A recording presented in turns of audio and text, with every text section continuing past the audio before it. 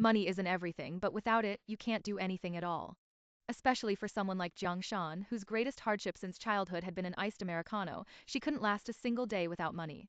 That's why she used to ignore Xie Runan, but now she was trying every trick in the book on him. Last night, Xie Runan returned from a business trip, and like a dog that hadn't eaten for days, he tossed and turned, restless until dawn. He rolled over and immediately fell asleep, while Jiang Shan at work spent the entire morning dozing off. Buzz buzz buzz, her phone vibrated with a flurry of text messages, all from an unfamiliar number, the same one. Jiang Shan tapped to open them, finding a series of gifs, some depicting one man and one woman, others multiple women and one man. Frowning, she was about to delete them but instinctively hit cancel, then enlarged one of the small images. In the gif, the woman was on top, and the man held her with one hand, his fingers long and joints distinct.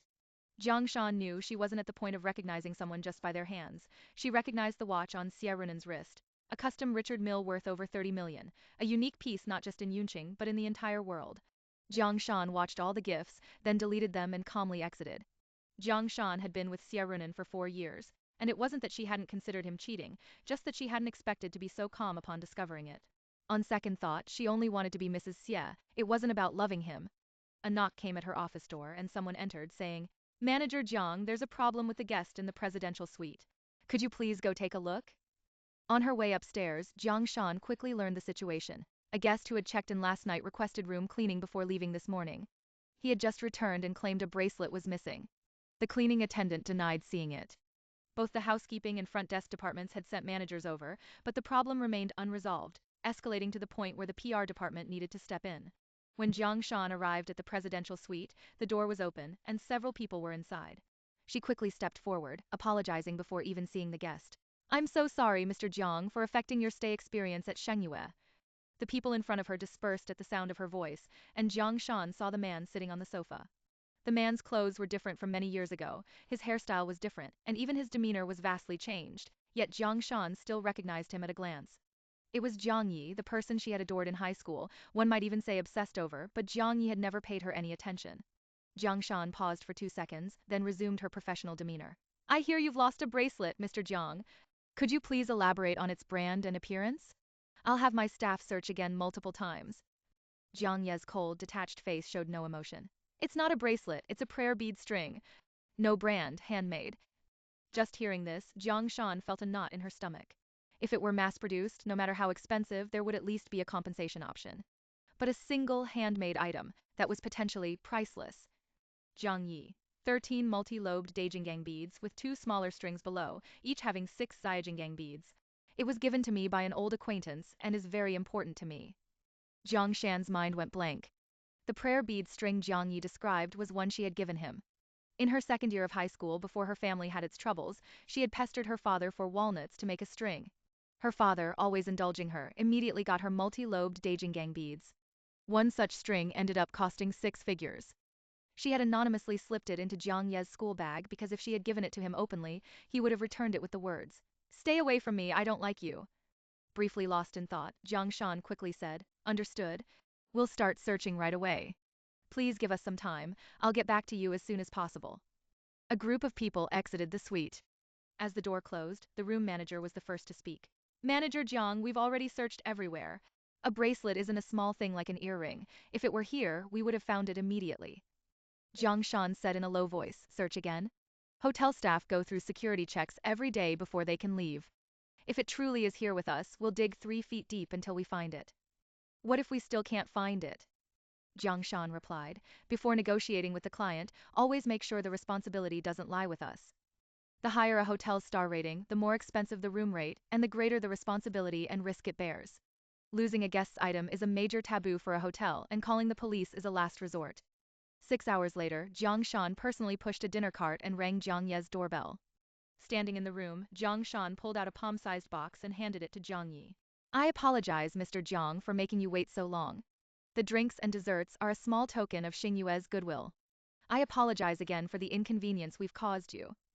Jiang Ye opened the box. Inside was a bracelet. 3 seconds later, he looked at Jiang Shan. "This isn't mine." Jiang Shan smiled. "If I may be so bold as to ask, are you more concerned with the sentiment of the old friend or the price of the gift?" Jiang Ye replied, "I'd say the price." Jiang Shan's smile now held a touch of candid helplessness. Then I can't afford such an expensive bracelet right now. Jiang Ye stared intently. What if I said I cared more about the sentiment of the old friend? Jiang Shan's expression didn't change. This one, I personally picked out the beads and strung them myself this afternoon at the mall across the street. I chose the most expensive ones. Jiang Ye asked, and then? Jiang Shan replied, as for the bracelet you mentioned, the hotel has been searched high and low. The cleaning staff even proactively suggested calling the police, but we couldn't find it. Jiang Ye said, so this is compensation, not because you like me. Jiang Shan's heart skipped a beat, but her expression remained unchanged. Jiang Ye was tall with long legs, his height was roughly the same as in high school. Only his shoulders and arms had transformed from a boy's slenderness into a man's broad, firm build. The only thing that remained unchanged was his aloofness. He pressed her. I can accept a different price, but I cannot accept different intentions. After Jiang Shan confirmed that the bracelet wasn't with any hotel staff that afternoon, her immediate thought was how to handle the aftermath. The bracelet she bought was a ready-made one. She only wanted to test what Jiang Ye's true intentions were. Jiang Shan said nothing. Jiang Ye got straight to the point. You don't need to test me. It's exactly what you're thinking right now. Mr. Jiang. Do you still like me? The quiet room suddenly became thick with ambiguity because of that sentence. Jiang Shan replied without hesitation. I have a boyfriend. Jiang Ye's expression didn't change. Do you like him? If it weren't for the animated image incident, perhaps Jiang Shan could have nodded frankly, but at this moment, she took a breath, feigned speechlessness, and replied after a slight delay, of course. Jiang Ye looked directly into Jiang Shan's eyes. Do you like him as madly as you liked me back then? After so many years, Jiang Shan's blood still rushed to her head. Jiang Ye was right, it was madness. Many people had pursued her since childhood, and there was no shortage of handsome men around her. But Jiang Ye's face not only made Jiang Shan fall in love at first sight, but also left an unforgettable impression. So she wrote love letters, sent gifts, and blocked him on his way home from school. She sang, It's You I Love, in the school auditorium, making her love for him widely known, making all her rivals retreat in the face of difficulty, and wanting to leave Jiang Ye with nowhere to hide. Her overt favoritism was met with Jiang Ye's ostentatious disdain. Because of this, Jiang Ye was often put in difficult situations and suffered many silent blows, all done by Jiang Shan's friends, brothers, and admirers. Until one day in his senior year of high school, Jiang Ye never came to school again. Jiang Shan's life had been turned upside down in recent years. She thought she had long forgotten the past, but now, with just a few words from Jiang Ye, she suddenly realized that she had indeed loved someone. Although she might not have understood what love was when she was young, perhaps love itself is about understanding nothing. Distracted for a moment, Jiang Shan was startled by the sudden ringing of her phone. It was her phone ringing. She pulled it out and saw the character Nan on the screen. Jiang Shan frowned and instinctively hung up. Jiang Ye from across the room asked, Boyfriend? Jiang Shan put away her phone and looked up, saying, If Mr. Jiang still remembers our past as classmates, please don't make things difficult for me. Within my authority, I can offer you a 20% discount on the room rate. How does that sound? Jiang Ye looked back at Jiang Shan, his gaze cold yet intense. Jiang Shan thought he would persist, but he was direct and succinct. You decide.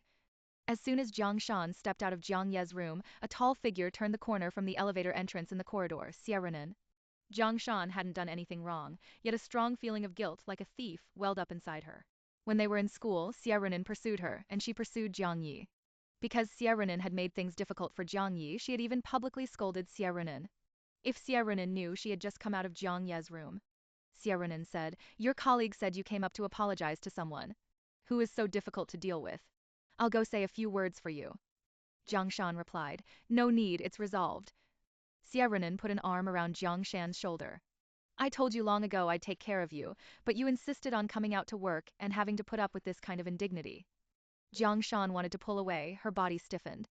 She didn't seem as unafraid of getting involved in messy situations as she'd imagined. Xie Runan took Jiang Shan to a friend's wedding banquet. In Yunqing, banquets are usually held in the evening. Jiang Shan went home to change, and Xie Runan personally found her a haute couture outfit, complete with an Hermes Birkin bag worth over 1,000,000 yuan. Jiang Shan just assumed it was a grand wedding. Only after arriving did she realize that while the groom was indeed Xie Runan's friend, he had also pursued her back in the day. Everyone was from the same school. At first glance, the dinner table was full of old classmates, exchanging pleasantries on the surface, but secretly competing, their smiles fake and their words loaded with barbs. Jiang Shan, disinclined to socialize, slipped away to the restroom. No sooner had she closed the door than two women entered from outside. I'm truly amazed. She publicly humiliated Xie Runan back in school. How can she possibly have the nerve to come with him now?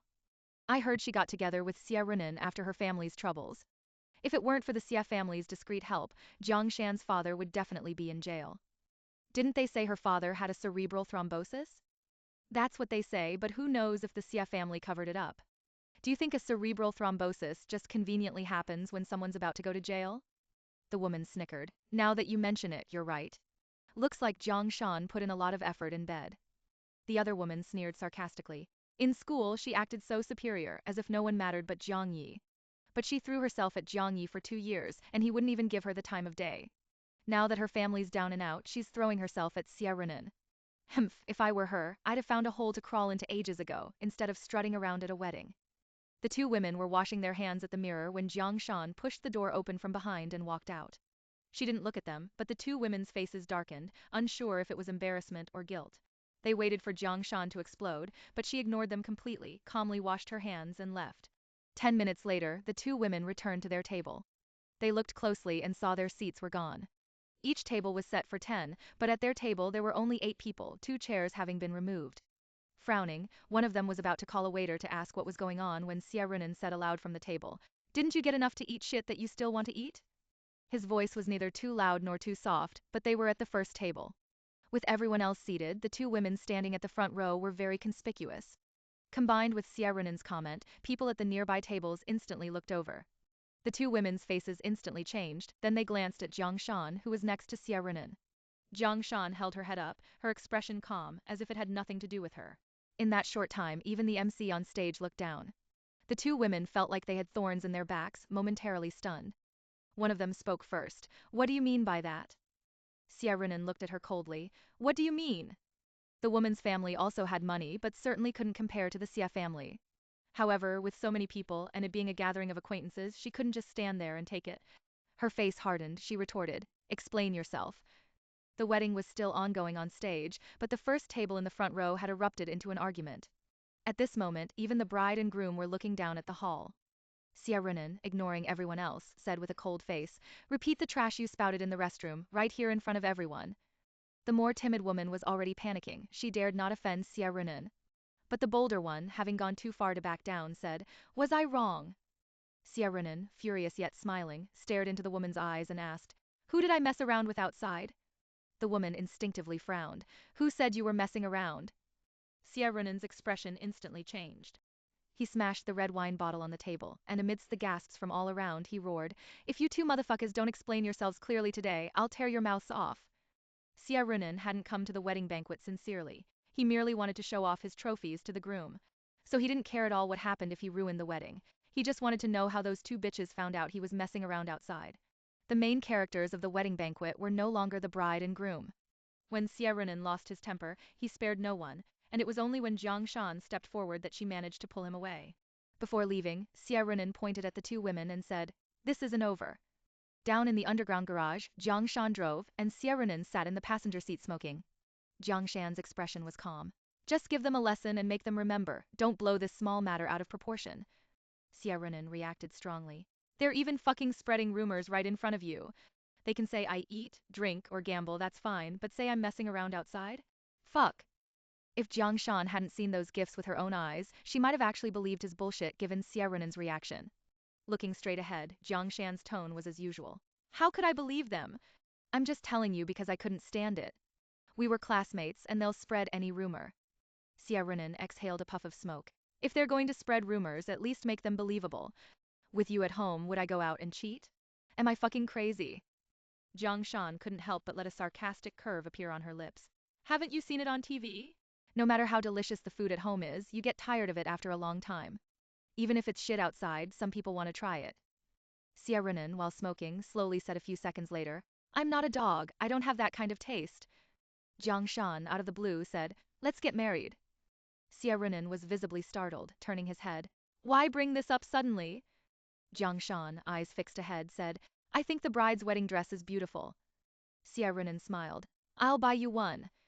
Jiang Shan, "Will you have me wear the wedding dress to work or after work?" Xie Runan looked elsewhere. "Wear it when we get married. You can choose a few more sets if you want." Jiang Shan wasn't trying to be witty. She asked seriously, "When do you want to get married?"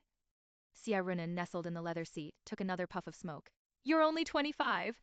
Enjoy yourself for a few more years. I'll marry you when you're 30. Jiang Shan, in a calm, unhurried tone, said, I want to get married this year. Xie Runan put out his cigarette and turned his head again. What's going on? Jiang Shan. I don't want people to gossip about me, saying that my relationship with you isn't a romance but being kept. I don't want to hear that you're just playing around with me, even if it's a rumor. I want to be Mrs. Xie. Xie Runan's first reaction. You still believed what those two said? Jiang Shan didn't answer but asked in return. If you truly want to marry me, shouldn't you be asking me when I want to get married? I want to get married right now. Xie Runan frowned. Do you want to be Mrs. Xie because you love me, or to shut those busybodies up? Jiang Shan. Are you saying these things because you genuinely doubt that I don't love you, or because you simply don't want to marry me? Xie Runan had his weak spot hit. His face immediately darkened, he gritted his teeth, and after a few seconds said, You're crazy! Jiang Shan was very calm. You can consider it. Xie Runan said in a deep voice. Consider what? Jiang Shan. It's almost May now. Wedding preparations and notifying friends and family will take at least 4 or 5 months. You have 2 months to consider whether you want to marry me this year. Xie Runan had been with Jiang Shan for so long, and she had never mentioned marriage. He didn't know what had gotten into her today. Xie Runan turned his head. Just for the baseless bullshit from 2 idiots, you have to make a scene with me over this? Jiang Shan suddenly slammed on the brakes. Xie Runan lurched forward from inertia and frowned. Just as he was about to lose his temper, Jiang Shan unbuckled her seatbelt on the left and said in a tone that was hard to tell if it was calm or indifferent, It's not me who's sick, it's you who are deceiving yourself. Are those 3 words, I don't want to marry you, so hard to say? Leaving that remark, Jiang Shan pushed open the Cullinan's door and got out without hesitation. Jiang Shan closed the door and left.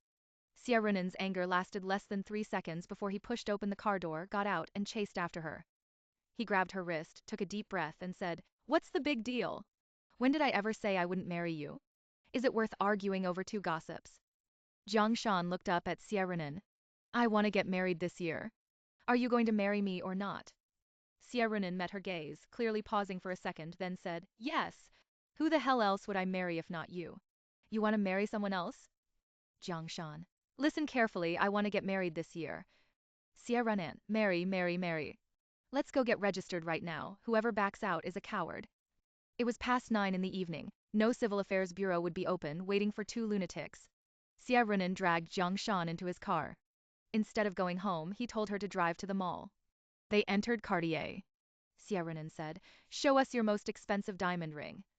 The sales associate, seeing his aggressive demeanor, thought he looked less like a groom-to-be and more like a robber.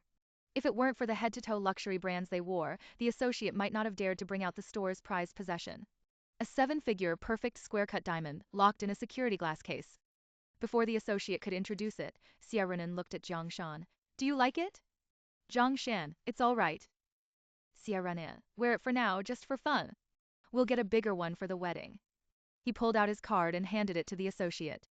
The entire shopping process took less than 3 minutes. As Jiang Shan, wearing the diamond ring, was led out of Cartier by Xie Runan, they ran into a few people. One of them greeted Xie Runan. Hey, shopping with your girlfriend? Xie Runan. Picking out a ring for my wife. The group simultaneously looked at Jiang Shan's left ring finger.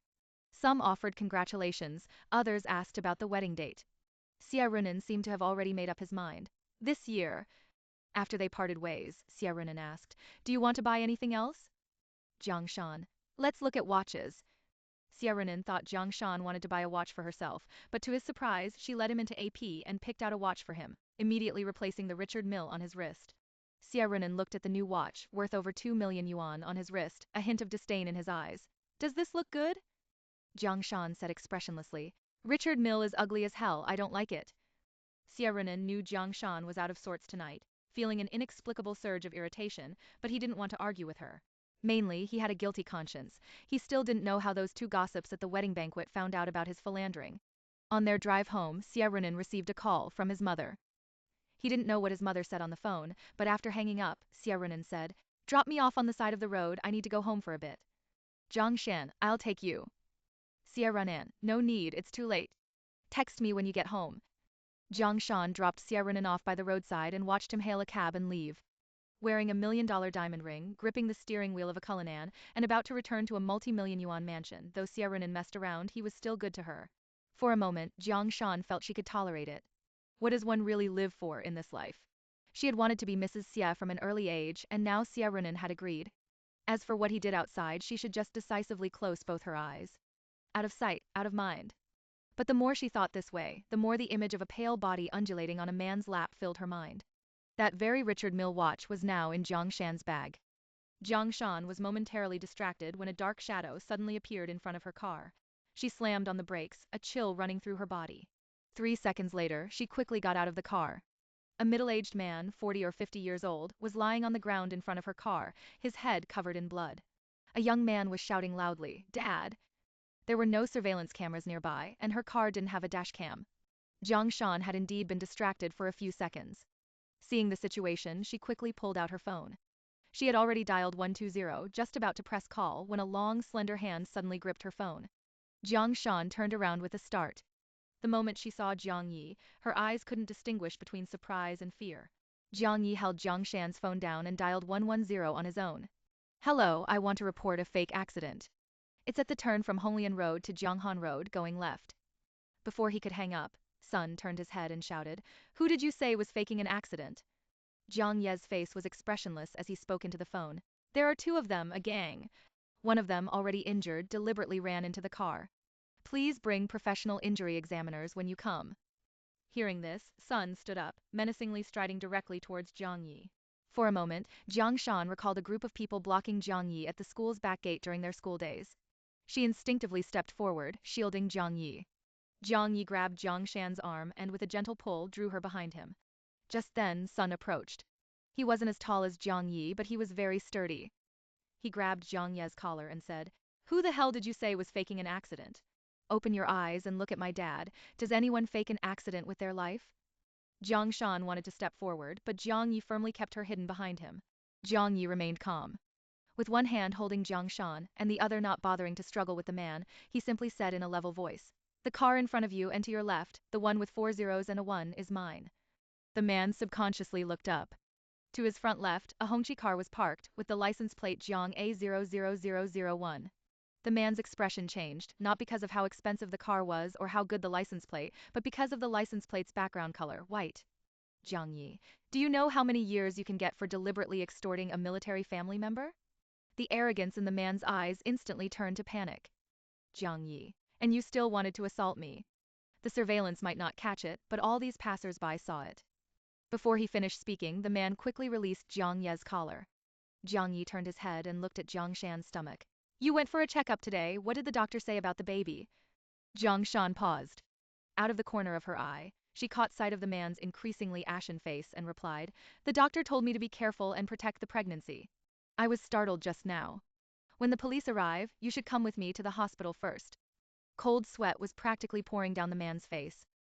He repeatedly said, I'm sorry. My dad fell on his own. It has nothing to do with this beautiful lady. We're leaving now." With that, ignoring Jiang Ye and Jiang Shan, he helped the middle-aged man with a bloody head and quickly disappeared under the gaze of everyone present. Jiang Shan said, "You should quickly call the police station so they don't make a wasted trip." Jiang Ye, "I didn't call the police." Jiang Shan paused again. "Thank you."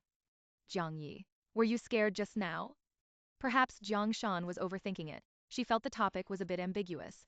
Without looking directly into Jiang Ye's eyes, she casually said, "It's fine, you should go. Don't let me hold you up." Jiang Ye, "Where are you going?" "I'll take you." Jiang Shan, "No need, I'm almost home." Jiang Ye, "Do you have time to talk?" Jiang Shan blurted out. "No," her reply was too quick, making her seem guilty. Without another word, Jiang Shan took 2 steps forward, opened the Cullinan's door and sped away. Jiang Ye saw the large diamond on her left ring finger. It hadn't been there earlier that day. Jiang Shan didn't know how she got home. After a series of scares, it took her a long time to sit down before she realized, belatedly, that she was more afraid of seeing Jiang Ye than of the fake accident. Her fear of seeing him wasn't because she still loved him, it was simply that Jiang Ye was a symbol of her past glory. Seeing him, Jiang Shan couldn't help but compare her current self, leading to feelings of inferiority. In the past, everything she had came from her parents, now, everything she had came from Xie Runan. Back then, she could confront Xie Runan in a hallway full of hundreds of people, just because he had bullied Jiang Ye. Now, she was with Xie Runan. Before, Jiang Ye had nothing. Rumor had it he was from a single-parent family, and his mother earned only 2,000 or 3,000 a month. Now, he drove a government car and stayed in a 5-star hotel's presidential suite. She used to be the heir to Shengyue. But now she was merely a glorified public relations manager, and even then she was under Xie Runan's shadow. Neither things nor people were the same. Jiang Shan sat lost in thought when her phone suddenly rang. It was an unknown number. She answered. Hello? A man's cool, clear voice came from the phone. Are you getting married? Jiang Shan's scalp instantly went numb. 3 seconds later, she replied, yes, to Xie Runan. It was as if she were revealing a flaw she feared being ridiculed for, feigning indifference by stating it first, so as not to be hurt by others. Jiang Ye, however, showed no surprise at all, his voice devoid of emotion. He said he would marry you?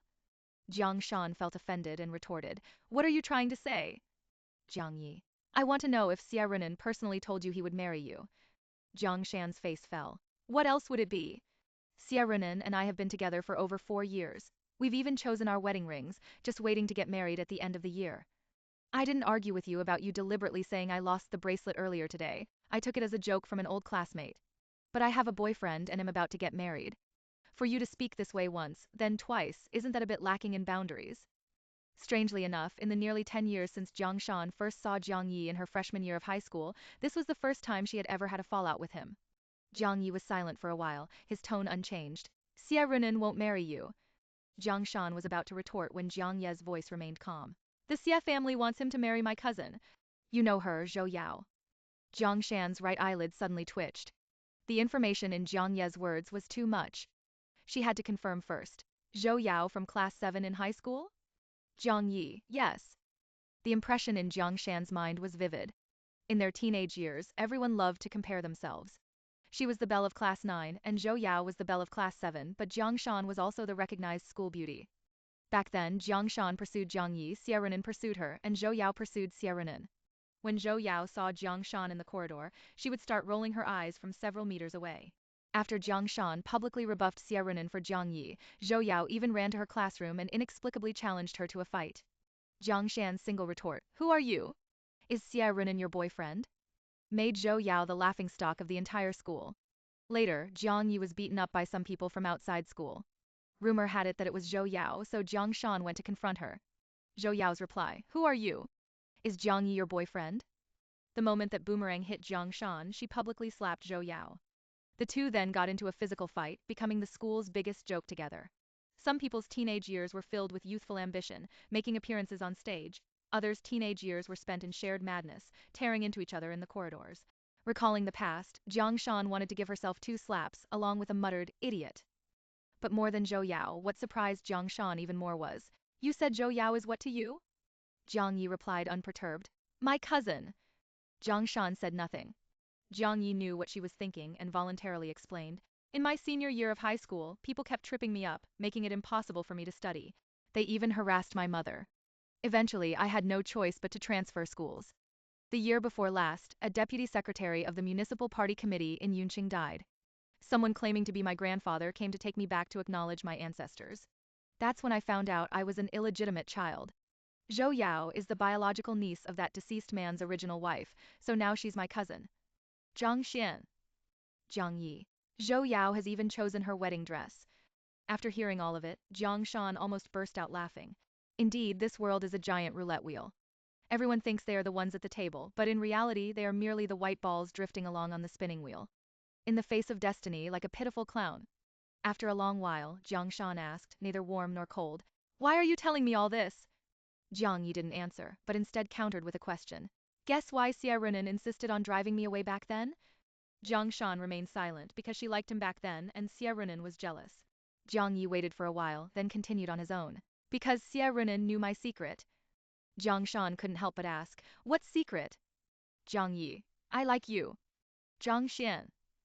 Jiang Ye. I've liked you since a long time ago. Xie Runan told me to get lost, and I told him I'd pursue you after the college entrance exams. Jiang Shan felt her blood rush in an instant, her cheeks burning even through the phone. Jiang Ye. You don't need to question my motives. I came back to Yun City for you. Jiang Shan hung up the phone, afraid to hear even more frightening news from this man's lips. After living 21 years of a wealthy and privileged life, Jiang Shan thought her overnight bankruptcy and her father's cerebral thrombosis landing him in the ICU were already the most surreal things she'd ever experienced. Now, Jiang Ye told her the game had been reshuffled. Just as she was ready to close her eyes and marry Xie Runan, Jiang Ye said Xie Runan wouldn't marry her. and just when she no longer harbored any illusions about Jiang Ye, he told her it wasn't unrequited love, they had been forced apart. On one side was Xie Runan, with whom she had slept in the same bed for 4 years. On the other, Jiang Ye, reunited after a long separation. Jiang Shan clutched her phone, her palms, she realized, were damp with sweat. After a long contemplation, she dialed a number. After 2 rings, a man's voice came through the phone. Hello? Jiang Shan. When are you coming back? Xie Runan. What's wrong? Jiang Shan. I miss you. Xie Runan evidently got up and moved, speaking softly after a few seconds. Something came up at home, I can't leave right now. Jiang Shan. You told them about our marriage, did your parents disagree? Xie Runan replied quickly. No, it's something else. Before Jiang Shan could speak, he coaxed. If you can't sleep, find a movie to watch. I'll come home as soon as possible, be good. The call ended again, and Jiang Shan leaned back against the sofa. She still remembered that less than a week after her family's misfortune, the bank sent people to the ICU entrance to demand money. It was Yun City's local bank, Zhou Yao's family's bank. On the day her family's company declared bankruptcy, someone sent her a screenshot. Zhou Yao had posted a picture of Shengyue Hotel on her WeChat Moments with the caption, "The trashiest place in Yun City that deserves to go bankrupt the most." Jiang Shan felt like killing someone, but after her father came out of the ICU, he was paralyzed on one side, and her mother aged more than 10 years overnight. She didn't even have the right to drag someone down with her. Not only was there no help in her time of need, but some even explicitly offered to lend Jiang Shan several million for turnover, on the condition that she sleep with them. Jiang Shan refused without hesitation. It wasn't because she still had integrity, but because the asking price was too low. Ultimately, among all those who showed interest, she chose Xie Runan because he was the most willing to spend money and could also sting Zhou Yao the most. Jiang Shan knew Xie Runan wasn't just simply attracted to her. The first time she slept with Xie Runan, she was nearly done for by him. Even though he knew it was her first time, Xie Runan showed no mercy. He didn't let her leave his place for 2 days and 2 nights, choking her and asking, "Do you like me?" as he had sex with her. Jiang Shan couldn't remember how she had replied then, or if she even replied. It was too agonizing. The body instinctively blocked out extremely painful experiences. She only remembered that later she learned to be good, no longer staying aloof, no longer invulnerable. She learned to yield, tried to humble herself, and tried her best to manage the complicated relationship. From being disgusted by such a relationship to wanting to become Mrs. Xie. Humph. Jiang Shan chuckled aloud in her empty house. Ding dong, a text message arrived on her phone. Jiang Shan glanced at it, it was Jiang Ye's number. She tapped to open it. Jiang Ye, don't be afraid, I won't disappear suddenly again. This time I'll stand in front of you. Jiang Shan remembered her past self, fearlessly defending Jiang Ye, and remembered Jiang Ye, who today had unhesitatingly shielded her. Her nose suddenly stung. Xie Runan was called home because his family had heard the news that he was getting married at the end of the year. Xie Runan was very displeased, and Lin Xian, rarely showing her unhappiness, said, "You're getting married, and your father and I hear about it from others? It'll be a laughingstock." Xie Runan was annoyed and simply stated, "You two want me to get married early anyway, don't you? Just prepare for it, and we'll get it over with at the end of the year." Xie Runan's face darkened. "Who are you marrying?" Xie Runan replied, "Jiang Shan, who else?" No sooner had he spoken than Xie Runan waved his hand, and the teacup by the armrest fell onto the marble floor, shattering into pieces. Xie Runan glanced at it. It was Xie Runan's favorite set of Ming Dynasty teacups. Xie Runan expressed his extreme anger by remaining silent, while Lin Xian exclaimed, "What kind of ridiculous joke is this?" Xie Runan, being the only son, had been pampered by his father and spoiled by his mother since childhood. He wasn't afraid, merely frowning. "What's with all the fuss, both of you? Is this the first day you've known about me and Jiang Shan? If you two think it's too much trouble and don't want to prepare the wedding, I'll pay for it and prepare it myself." Xie Runan's face turned color with anger, and Lin Xian said with a dark expression, "You're just playing around with her, marriage is out of the question."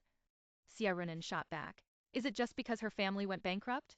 Is our family short on her family's dowry money?" Lin Xian looked directly at Xie Runan, infuriated.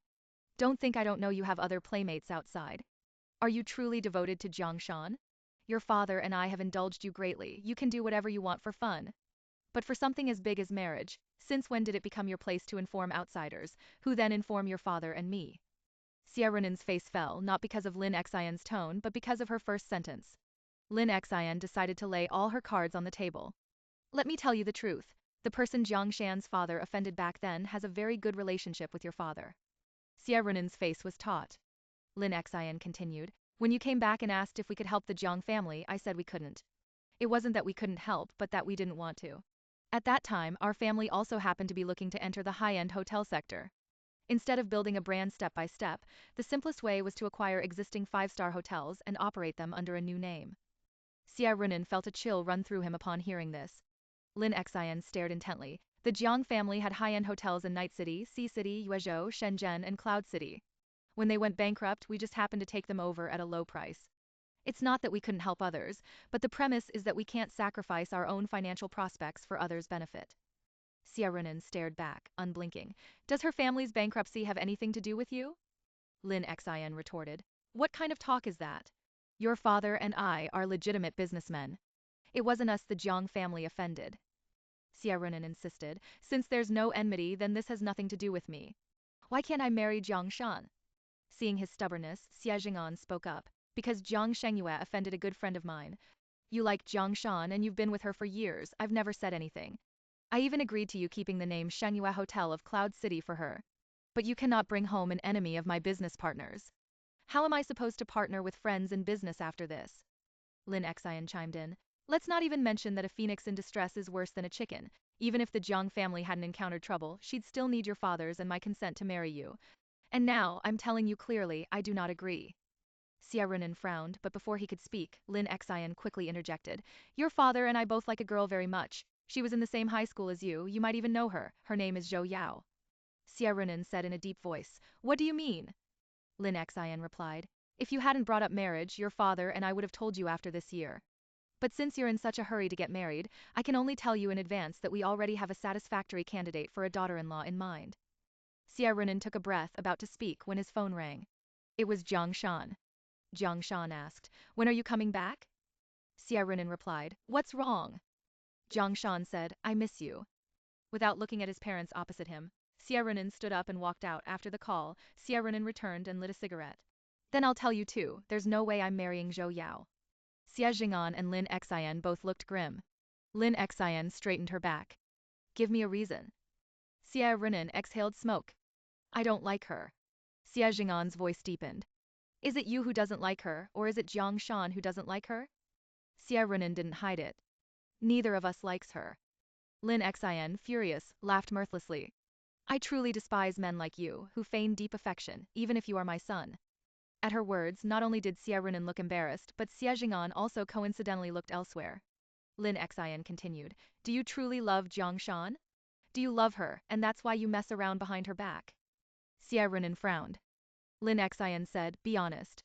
If you say you like her, I'll believe it, but love? Forget it. Xie Runan was annoyed and retorted immediately. If I don't marry someone I like, am I supposed to marry someone I completely dislike?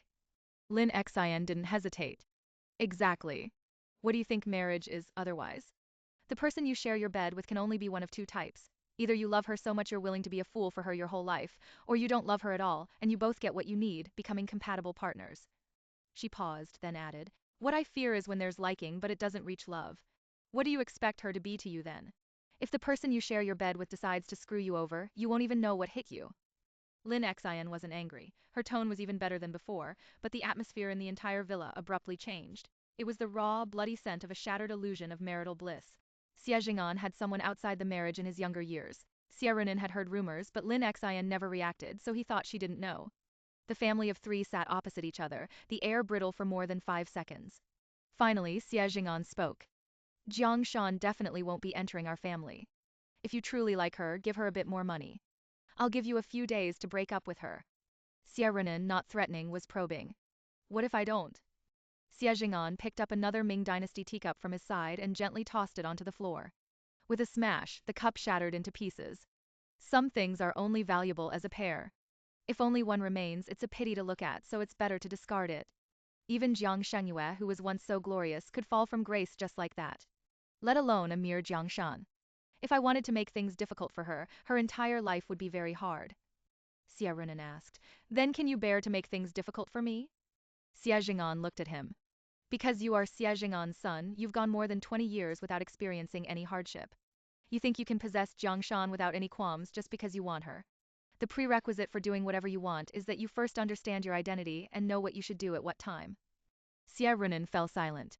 Lin Xian said, this weekend I'm arranging dinner with the Zhou family. It was already past midnight when Xie Runan returned home. Jiang Shan was sitting on the sofa, fully dressed, watching TV. Xie Runan was surprised. Not asleep yet at this late hour? Jiang Shan simply replied, Xie Runan inadvertently caught sight of a glint on the coffee table. It was the diamond ring he'd bought at Cartier last night. Why did you take off the ring? He asked. Jiang Shan turned off the TV, stood up, and said, I was waiting for you to come back. I've packed all my things. I wanted to say goodbye before I leave. Xie Runan frowned. Where are you going? Jiang Shan said, Congratulations in advance on your wedding.